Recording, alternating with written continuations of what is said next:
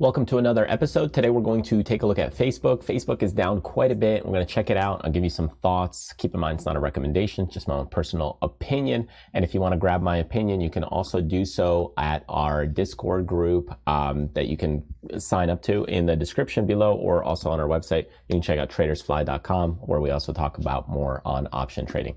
Anyway, taking a look at Facebook, Meta, whatever you want to call it. In my day, it's basically Facebook. It basically wiped out quite a bit. It's down quite a lot. The bigger fish you are, the bigger target you've got. So if you got a small, you're a small fish, you got a small target. When you get bigger and bigger and bigger, you got a bigger target on your back. So the same thing here, the stock was priced for, trying to do good things better, continue to improve. But, it is still a technology company. And unless you got stuff like Google, where you're into people's everyday lives, like, let's just say email, you're into phones, like you think about Google's infrastructure compared to Facebook, they're handling a lot more products, actual products in the day-to-day world. Facebook's trying to kind of compete with that, with this Meta thing in this virtual reality and world. I don't know if that's going to really pan out till maybe 10 or 20 years later. That takes time, right, to evolve. Who knows? Maybe it could come in 5 years, but all that takes time to develop and evolve. Yeah, they got a bunch of money. They're printing money left and right. A lot of people use the platform.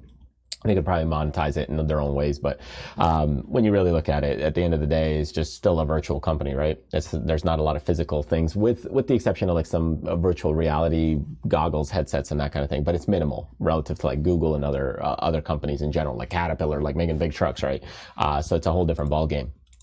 Anyway, so as we take a look at some of this pricing right now, the stock is down quite a bit. So we're down about 80 points or so, and about 24%. So we went from 330, we're down to about 240, and that actually puts us back in line with what we had in 2020, 2021. That kind of comes into that support level. This is a continuation pattern where you have a A, B, C, D structure. It got completed. Now, it took another 6 months or so for that to kind of play out to the downside after that, but you're coming back to retest this kind of support. Now, do I think Facebook's going to $0 a share? No, it's probably going to be around there. But do I think it could be more oversold? Sure. It could be oversold here. It could continue to oversell. You could have pops and then further selling pressure where you had some nasty things back down at the 150. It's possible. I doubt it'll happen, because a lot of other tech companies are already so sold off that the market it's sold off enough to the point where there's going to be people probably stepping up to buy the dips. It's different if you were like toppy over here and you had a major crash, but they kind of start out slow and they can continue to accelerate and pick up speed. So anyways, this is kind of what you see with Netflix, where you saw it here. Granted, this one had some huge news catalyst to kind of drive it up, but now it's pulling back. And a lot of these things will start fueling. So you look at Amazon as well. It didn't even release earnings, but you have a lot of selling pressure. It's trying to power higher, and now we got this sell-off that's coming back into it. So when we look at Facebook or Meta platforms here, we're coming back into about 250. But as we look at kind of just the overall longer time frame, the stock's been doing quite well. You're back into this holding pattern of this angle, which is actually right in line. So if it continues on that channel, which is this recent trend channel, I think you're okay from maybe, again, kind of a nibbling perspective. But I'd be very careful in this kind of market. It's a little shaky. If we start getting a price pattern that's, let me make it pink for you, going more in this direction like that, where we start breaking this down and then we start going, now you're looking at it more of a bearish market. In that case, that's where you're looking at maybe opportunities back into 100, because that's where things can get more oversold, and oversold beyond like reason.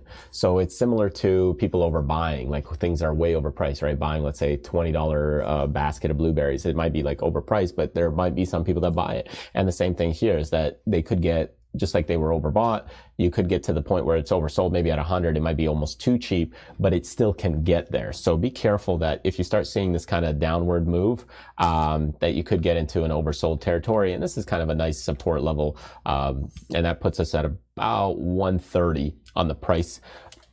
I'm not saying it'll get there. We're still kind of in line right here on this channel. And you got to give it about a week to digest these earnings and see where the big boys are going to position themselves. So they might still buy it up here soon after a little while. and we could get back there, but it usually will take some time to digest.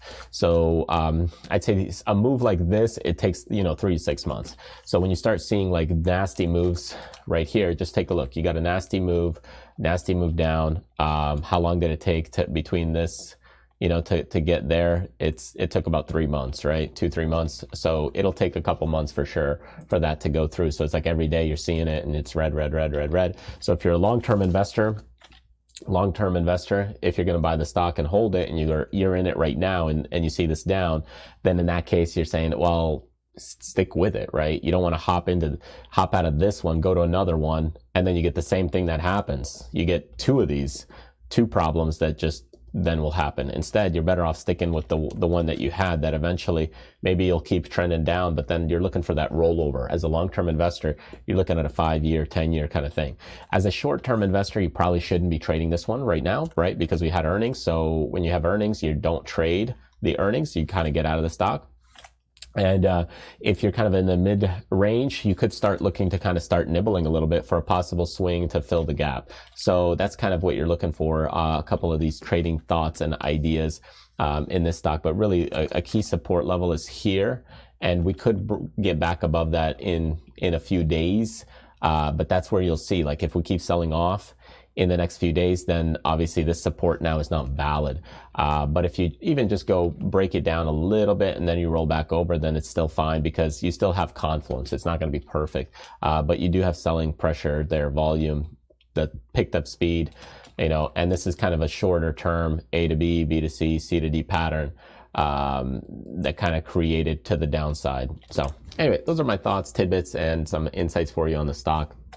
Hope that helps, gives you a little bit of ideas. Check out Traders Fly if you're interested in some more option trading. If you want to work one-on-one on some technical analysis or options together, then check out that website and we can work together on video to get yourself set up and give you some more insight on charts, technicals, or options. I'll see you in the next video and episode.